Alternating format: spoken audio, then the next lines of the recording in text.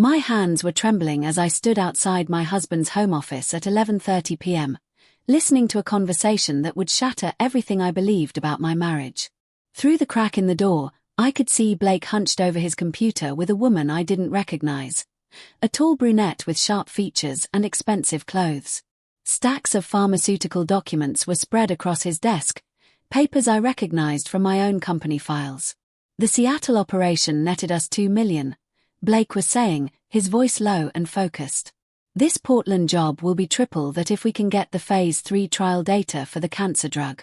The brunette nodded, her fingers dancing across a laptop keyboard. How much access does your wife actually have to the research files? She asked. Sharon's security clearance gets her into everything, Blake replied. She has no idea I've been copying her login credentials for months. Sweet. Trusting Sharon thinks I'm working late on IT consulting projects. The way he said my name, cold, calculated, dismissive, made my stomach turn. This wasn't the man who kissed me goodbye every morning and helped our 8-year-old son Tyler with his homework. This was a stranger discussing me like a business asset. I pressed myself against the hallway wall, trying to stay hidden in the shadows. On Blake's desk, I could see detailed floor plans of Meridian Pharmaceuticals where I worked as a senior sales manager. Every laboratory, every security checkpoint, every server room was marked in red ink. My employee badge was sitting next to the papers, though I was certain I had left it in my purse downstairs. The Portland facility processes all the West Coast trial data, Blake continued, pulling out a small device that looked like a USB drive. But Sharon's access card only works during business hours. We need her to stay late on Thursday when the quarterly data backup happens. That's when the servers are most vulnerable. The brunette looked up from her laptop. And you're sure she won't figure it out before then? Blake laughed, but it wasn't the warm laugh I had fallen in love with 7 years ago. It was cruel and empty. Sharon trusts me completely. She thinks our marriage is perfect. She has no idea about Vancouver, about the other pharmaceutical companies, about any of it. If you've ever had that moment when your entire world suddenly makes sense in the worst possible way, hit that like button because what I discovered next would change everything I thought I knew about my life. I watched in horror as Blake pulled out photographs, pictures of me at work, images of the Meridian building's entrance, shots of my daily routine that someone had been taking for weeks. He had been studying me, documenting my patterns, treating our marriage like a long-term surveillance operation. The Vancouver job was almost too easy, the brunette said, closing her laptop. Dr. Martinez never suspected her husband was selling her research to competitors. Made it simple when we had to eliminate the problem. The casual way she mentioned elimination made my blood run cold. This wasn't just corporate espionage. These people were killers. And after we get the Portland data? Blake asked. Then we disappear. New identities. New continent.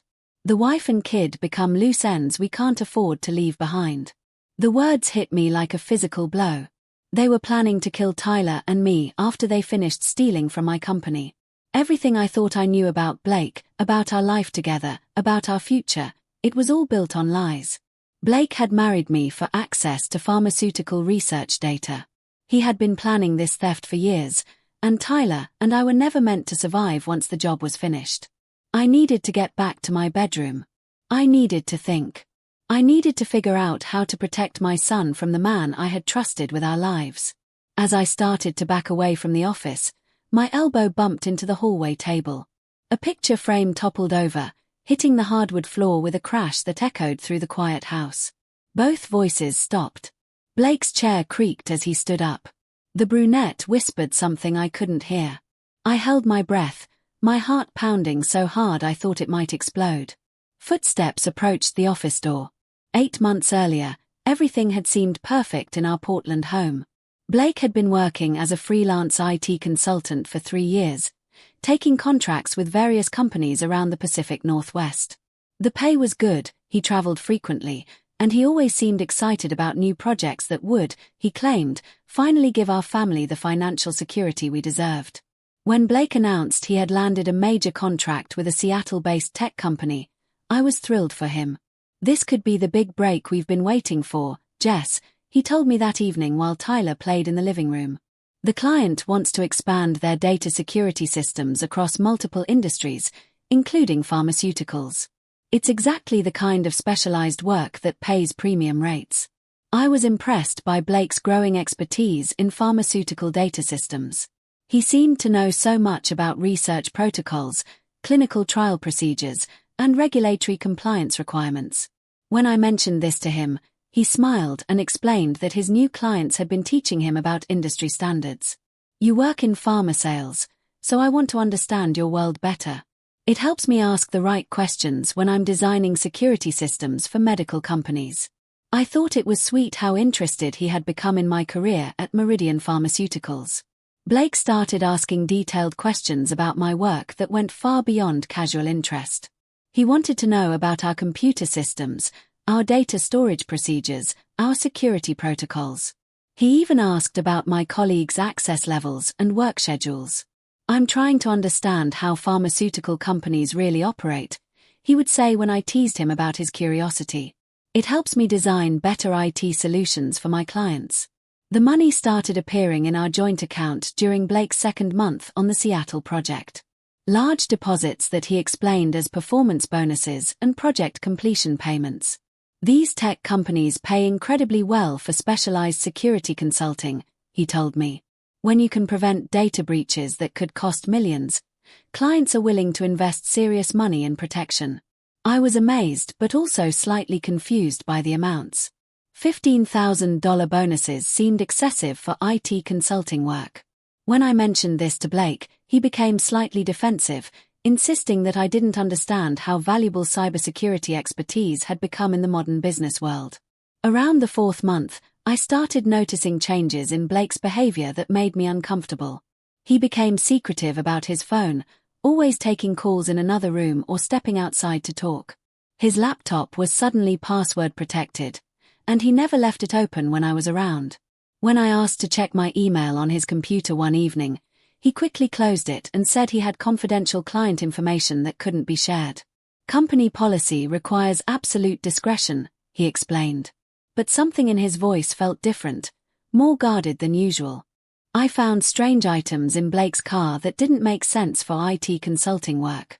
Small electronic devices I didn't recognize, detailed maps of downtown Portland with certain buildings marked, and what looked like security keycards from companies I had never heard of. When I asked about them, Blake's entire demeanor changed. "Why are you going through my car?" he snapped, his voice sharp in a way I had rarely heard before. "I was just looking for Tyler's soccer ball," I said, startled by his reaction. "Well, don't touch my work equipment. Those devices are expensive and my clients wouldn't appreciate you handling sensitive materials." That night, Blake apologized for being harsh, blaming stress from a demanding project. But something fundamental had shifted in our relationship. For the first time in our marriage, I felt like I was living with someone I didn't fully know. The fifth month brought discoveries that made my skin crawl, though I couldn't pinpoint exactly why. Blake's work stress seemed to be intensifying, and with it came a side of him I had never seen before. It started when I found him using my work laptop on a Tuesday morning before I left for Meridian Pharmaceuticals.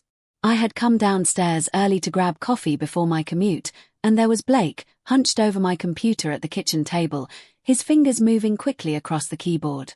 When he saw me, he slammed the laptop shut so fast it made me jump. "Just checking the weather forecast," he said.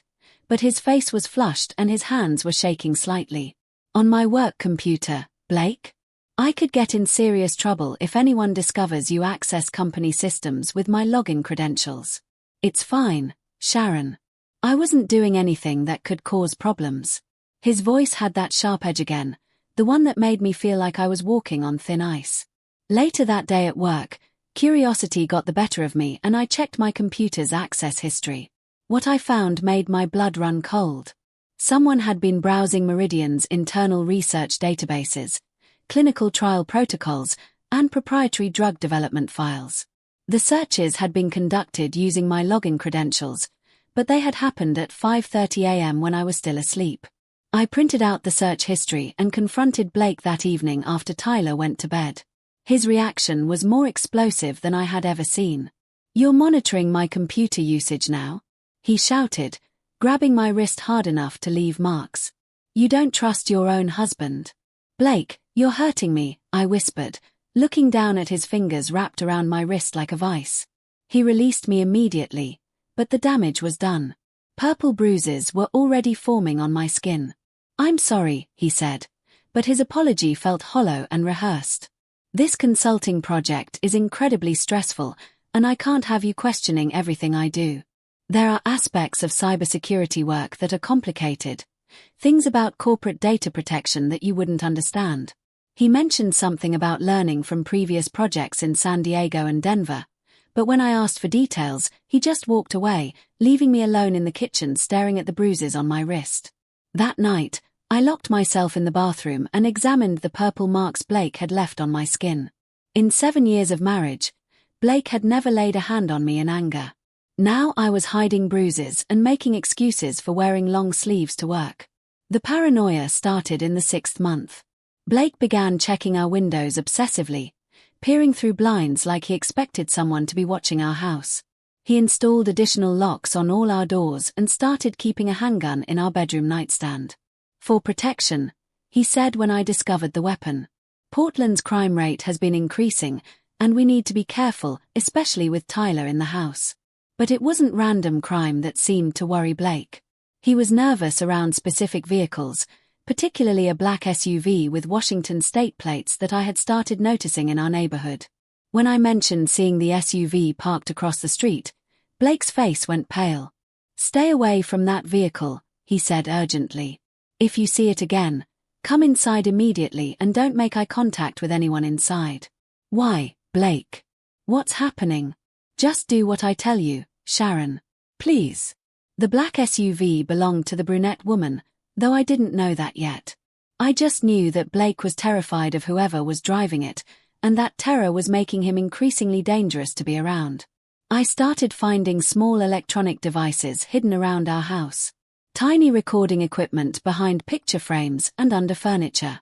When I showed one to Blake, he claimed it was probably left by previous tenants, old security equipment that had been forgotten.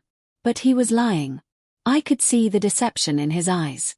Someone was monitoring our conversations, and Blake either knew about it or had planted the devices himself. Either way, our home no longer felt safe. Blake's references to other cities became more frequent and more disturbing. I would overhear him on phone calls mentioning San Diego protocols and Denver methodologies. He talked about people in Sacramento who had learned the hard way about interfering with business operations. I began to realize that Blake's IT consulting work wasn't legitimate consulting at all. The secrecy, the fear, the violence, the surveillance equipment, everything pointed to something illegal and dangerous. I was trapped in the middle of it with our 8-year-old son, living with a man who was becoming more unstable and threatening every day. The worst part was that I still loved him. Despite the growing evidence, part of me kept hoping this was all a terrible misunderstanding. That the Blake I had married was still somewhere inside this stranger who was taking over our lives. But when I looked at the fading bruises on my wrist and saw the fear in Tyler's eyes whenever Daddy raised his voice, I knew I was lying to myself. Something terrible was building toward a conclusion, and I had no idea how to protect my son from whatever was coming. If you're still watching and you've ever felt trapped in a relationship that was slowly revealing itself to be built on lies, please hit that subscribe button because the discovery I made next would force me to confront the full scope of Blake's deception. The revelation that completely shattered my heart came on a quiet Wednesday evening in our 6th month in this nightmare. Tyler was working on a school project about community helpers, and he asked me an innocent question that made my world crumble. "Mommy, what kind of medicines do they keep in the big safe at your work?" I looked up from helping him with his poster, confused by the specificity of his question. "What do you mean, sweetheart?" Daddy asked me to find out. He said it was for a surprise project he's working on about pharmaceutical companies. Tyler's brown eyes were so trusting, so innocent. He had no idea what he was really asking me. My hands started shaking. "What else did Daddy want you to find out about Mommy's work?" "Just things about your schedule, like what days you stay late and what kind of security cards you use to get into different rooms." He said it was educational research for his computer work. I felt physically sick. Blake was using our 8-year-old son to gather intelligence about my workplace security. He was turning our child into an unwitting spy, manipulating Tyler's innocent questions to extract information about Meridian Pharmaceuticals' vulnerabilities. "Tyler, honey, don't answer any more questions about Mommy's work, okay? Even from Daddy." "But he said it was important for his project," Tyler replied, confusion creeping into his voice. "I know, baby. But let's keep it a secret between us for now, just until Mommy can talk to Daddy about his project." That night, after Tyler was asleep, I searched Blake's possessions more systematically than I ever had before. What I found in his closet made me want to scream. There was a box hidden behind winter coats filled with printed emails from my work account, messages about research schedules, security protocols, and access procedures that I had never shared with him. Blake had been reading my work correspondence for months, using login information he had stolen when I caught him on my laptop. But it was worse than just monitoring my communications. He had been printing specific emails and highlighting critical details about Meridian's operations, building a comprehensive intelligence file on my company's vulnerabilities. I found photographs that made me feel violated and terrified. Close-up images of my employee badge taken from multiple angles, detailed shots of the magnetic strip and security chip. Blake had been copying my access credentials, probably every time he offered to get my purse or move my car in the driveway. The betrayal cut deeper than any physical wound could have. Every kind gesture, every helpful offer, every moment of apparent thoughtfulness had been calculated manipulation. Blake had been systematically exploiting my love and trust to gather intelligence for whatever criminal operation he was planning. When I confronted him the next morning after Tyler left for school, his mask finally slipped completely. "You went through my things," he said, his voice ice-cold and completely devoid of the warmth I had once loved. "You've been using our son to spy on me. You've been stealing my work emails and copying my security credentials." Blake stepped closer, and I instinctively backed against the kitchen counter, suddenly aware of how much larger and stronger he was than me. "You need to stop asking questions, Sharon. There are things happening that are much bigger than you understand." "Then help me understand," I pleaded. "Explain why you're researching my company's security systems. What are you really planning?" Blake's laugh was bitter and cruel, nothing like the man I had married. "You really want to know the truth? Fine. I targeted you, Sharon. I researched you for months before we ever met. I learned everything about your job, your security clearance level, your daily routines, your access to sensitive pharmaceutical data. You were perfect for what we needed, trusting, naive, and completely unaware of how valuable your position at Meridian really was." The words felt like physical blows. "You planned our entire relationship. The coffee shop where we met, the shared interests, even moving to Portland, it was all calculated. I studied your social media profiles for weeks before approaching you. I knew exactly how to make you fall in love with me." I tried to run toward the front door, but Blake grabbed my arm, his grip leaving new bruises on top of the old ones. "You're not going anywhere, Sharon. You're going to keep doing exactly what you've been doing. Go to work, smile at your colleagues, and pretend everything is normal between us. And if I don't?" His eyes were completely empty now, devoid of any affection or humanity I had ever seen there. "Then you and Tyler become problems that need permanent solutions. And I've gotten very good at solving problems over the years. You can ask the families in San Diego and Denver, except they're not around to answer questions anymore." The threat was clear and terrifying. Blake would kill Tyler and me if I interfered with whatever he was planning. I was trapped, living with a predator who had stolen 7 years of my life and was now planning to destroy everything I had left. But as I looked at Blake's cold, calculating expression, something shifted inside me. I wasn't just going to be another victim. If Blake wanted to play games of deception and manipulation, I would show him what a pharmaceutical sales manager could do when she decided to fight back. The next 3 weeks were the most dangerous and calculating period of my life. I had to pretend everything was normal while secretly planning my own operation against the man who had been manipulating me for years. Every morning I kissed Blake goodbye and went to work, knowing he was preparing to steal from Meridian using information I had unknowingly provided him. But now I was gathering my own intelligence. I started paying closer attention to Blake's phone conversations, listening carefully from adjacent rooms. He talked about extraction routes through eastern Oregon and crossing into Canada within 8 hours of the operation. They had escape plans that stretched across international borders. The Sacramento job taught us about timing.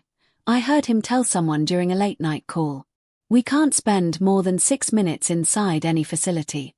Quick extraction before security alerts reach local law enforcement. Sacramento, Phoenix, Denver, Vancouver. Blake had been conducting industrial espionage operations for years, moving from city to city, stealing pharmaceutical research and disappearing. I wasn't his first victim, I was just the latest in a long line of people he had used and probably destroyed.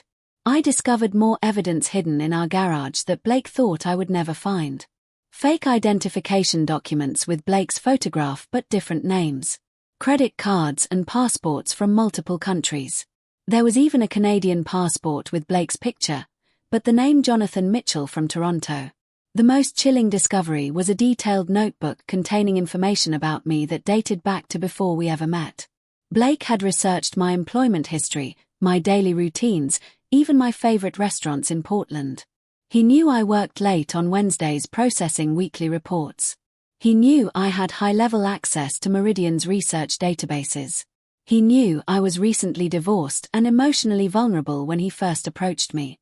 Target Sharon Woodward, pharmaceutical sales manager, Meridian Pharmaceuticals Portland, read the first page. Recently divorced, no close family in area, works late Wednesdays, security clearance level 4, appears lonely and seeking stable relationship. I had to rush to the bathroom to vomit after reading that page. Every conversation we had ever shared, every intimate moment, every time he told me he loved me, it had all been part of an elaborate long-term deception designed to gain access to pharmaceutical research worth millions of dollars. But the most terrifying discovery was realizing that Tyler and I had never been intended to survive this operation. I found references to clean-up procedures and witness elimination in Blake's notes. We weren't just collateral damage in his theft plan. We were specifically targeted for elimination once the operation was complete. The brunette woman had been staying at various hotels around Portland, but she started coming to our house more frequently for planning sessions. I would hear them in Blake's office, going over building layouts and security procedures.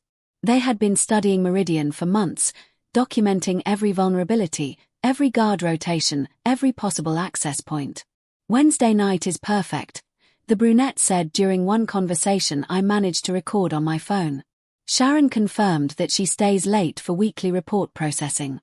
The building will have minimal security presence, and she'll be there to provide access to restricted areas. They were planning to execute their theft while I was still in the building, probably using me as a hostage to ensure cooperation from security personnel. The thought made me sick with terror, but it also gave me an idea for turning their own plan against them.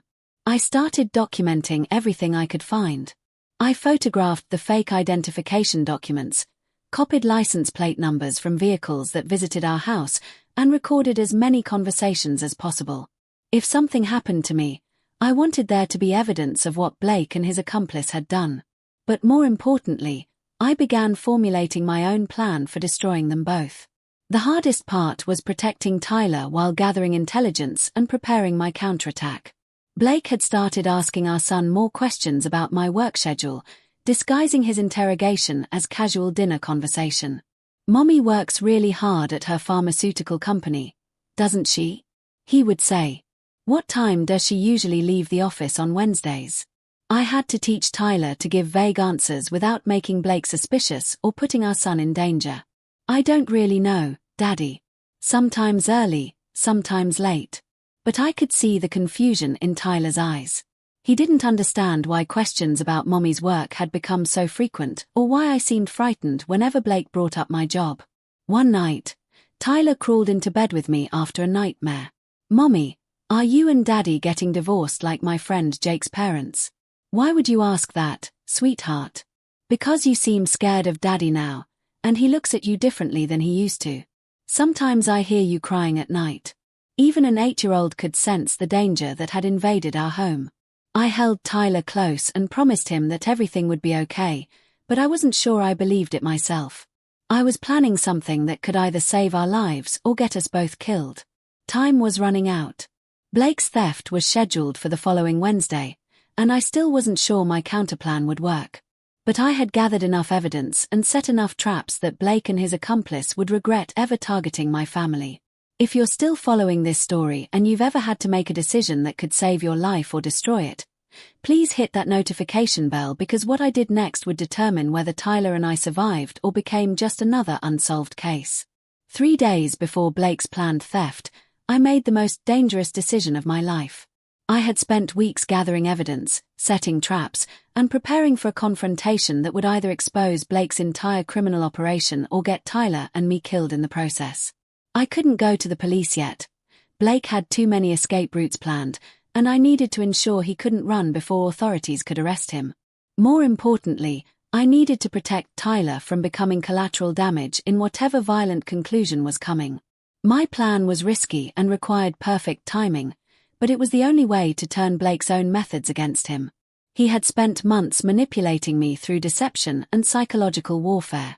Now I would show him how a pharmaceutical sales manager fights back when her family is threatened. I started by feeding Blake false information about Meridian's security procedures. During casual dinner conversation, I mentioned that our quarterly data backup had been moved to Thursday evening instead of Wednesday, requiring me to work late that night to supervise the process. Blake's eyes lit up with interest, though he tried to hide his excitement. "That's inconvenient for you," he said, attempting to sound sympathetic. "Will you be staying late by yourself?" "Probably until around 9 o'clock, I replied. "The backup process takes several hours, and I need to be there to handle any technical problems that might arise." What I didn't tell Blake was that there was no quarterly backup scheduled for Thursday. I was setting a trap, using his own surveillance methods against him. Next, I began planting evidence that would make Blake believe his criminal network was being watched by rival organizations. I hired a private investigator to follow Blake for 2 days, making sure the surveillance was obvious enough for him to notice. I also arranged for the same investigator to take photographs of Blake's meetings with the brunette woman, then anonymously sent copies to Blake with a note claiming to be from competitors who were monitoring his activities. "Your Portland operation has been compromised," the note read.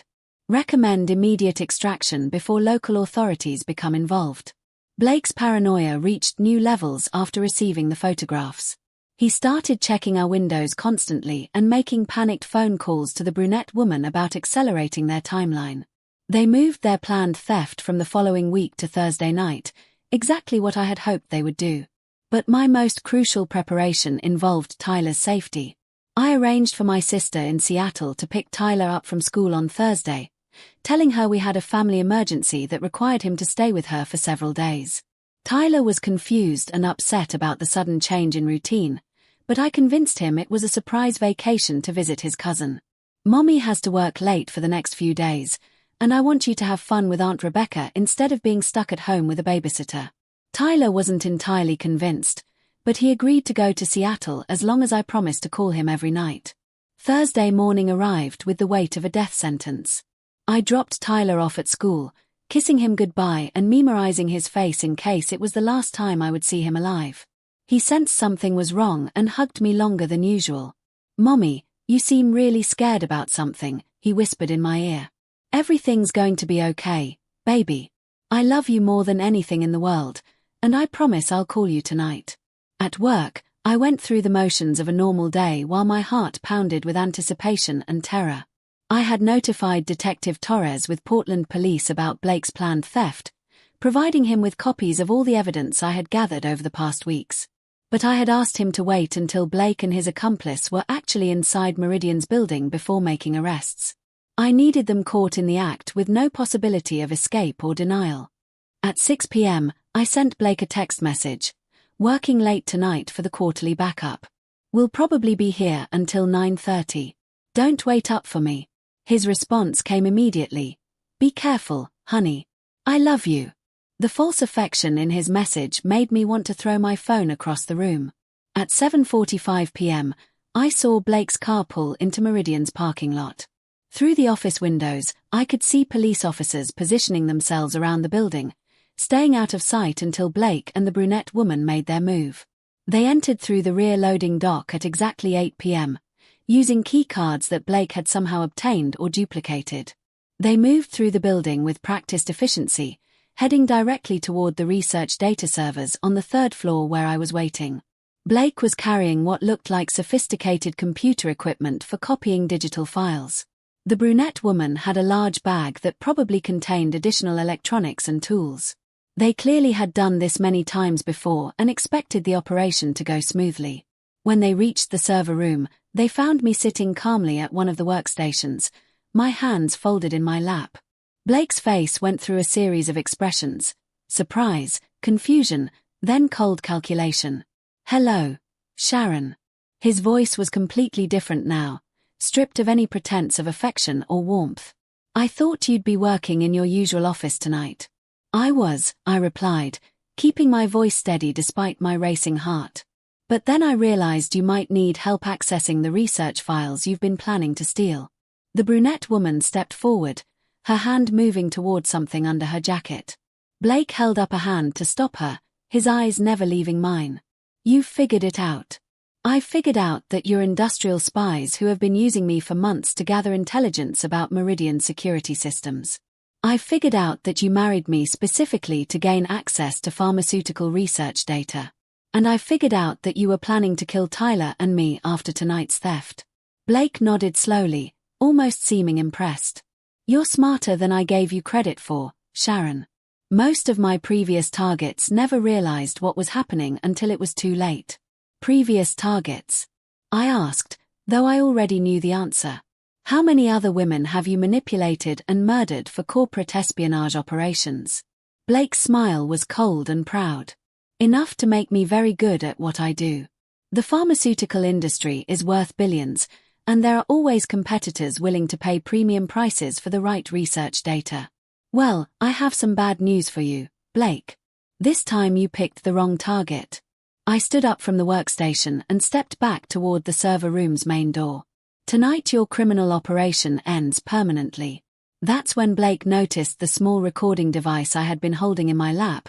It had been capturing our entire conversation. His face went dark with rage, and he lunged toward me just as Detective Torres and 3 other officers burst through the server room door with weapons drawn. "Drop your weapons and get on the ground now," Torres shouted. "The building is surrounded and there's no way out."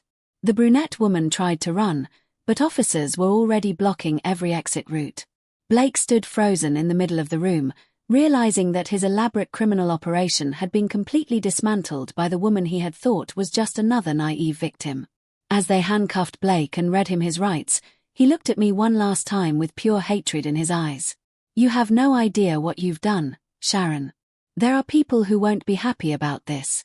People who know where your sister lives in Seattle." Detective Torres stepped between us. "Don't listen to him, Sharon. We've been tracking his entire network for months based on the evidence you provided. The FBI is making arrests in 4 states tonight. Blake's operation is finished, and you and Tyler are safe." But I knew Blake was partially right about one thing.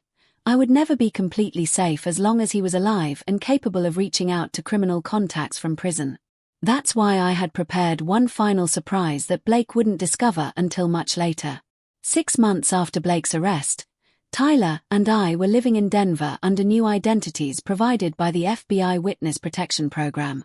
Blake was sentenced to life in prison without possibility of parole for industrial espionage, conspiracy to commit murder, and crimes in 7 states. The brunette woman, whose real name was Vanessa Pike, received 30 years for corporate espionage and conspiracy. During Blake's trial, the full scope of his criminal operation became public. He had been stealing pharmaceutical research for an international network of competitors and foreign governments for over 8 years. The stolen data was worth an estimated $50 million on the black market. But the most satisfying part of Blake's downfall came from the trap I had set months before his arrest. Remember those false research files I had been feeding him through my work computer? They contained deliberately corrupted data that rendered any stolen pharmaceutical research completely useless.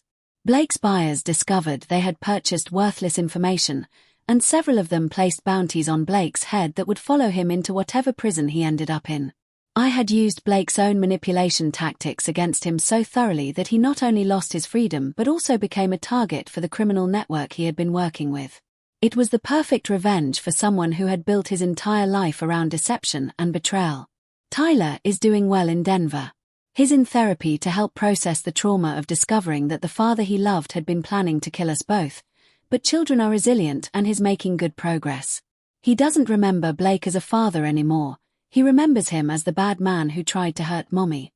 I still wake up sometimes in the middle of the night, checking the locks on our doors and listening for sounds that don't belong. The FBI assures me that Blake's criminal network has been completely dismantled. But trust doesn't come easily when you've lived with someone who spent years perfecting the art of deception. What I learned from this experience is that sometimes the people closest to us are the most dangerous enemies we'll ever face. Blake had access to my daily routine, my emotional vulnerabilities, my work schedule, and my complete trust. He used all of that against me in ways that could have destroyed everything I cared about. But I also learned that I'm much stronger and more resourceful than I ever imagined. When protecting Tyler became my primary focus, I found reserves of courage and intelligence I didn't know I possessed. I turned Blake's own methods against him so effectively that he went from predator to prey without realizing what was happening. The pharmaceutical company where I now work in Denver has no idea about my background, and I intend to keep it that way. Tyler and I have built a new life based on truth instead of manipulation, surrounded by people who care about us for who we really are rather than what we can provide them. Sometimes survival requires incredible courage to face the truth about people we love. Sometimes protecting our families means destroying the life we thought we wanted. And sometimes the only way to defeat someone who specializes in deception is to become better at their own game than they are. Blake had been right about one thing: I was trusting and naive when he first targeted me. But he underestimated the fury of a mother protecting her child and the intelligence of a woman who refused to remain a victim. We're free now, Tyler and I. And that freedom is worth everything I lost along the way, including my faith in the man I thought I had married. If this story resonated with you, if you've ever had to find strength you didn't know you possessed, or if you believe that sometimes the best revenge is turning someone's own weapons against them, please share this story.